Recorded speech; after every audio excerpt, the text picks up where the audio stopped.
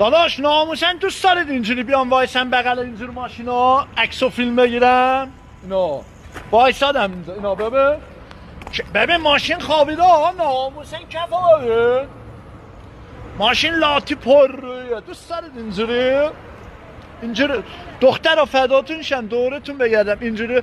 حسین داشتم اونجا میبینی؟ دوست دارین این ماشین رو براتون بگیرم بفرستم ایران؟ خدای سیستم رو نگاه، ماشین رو ببین ناموسن. ببین نمیدونم دستگیرش کجاست، این زیره میبینی؟ اینو میدی بالا در باز میشه. چه ماشین لاتی پره به مالا.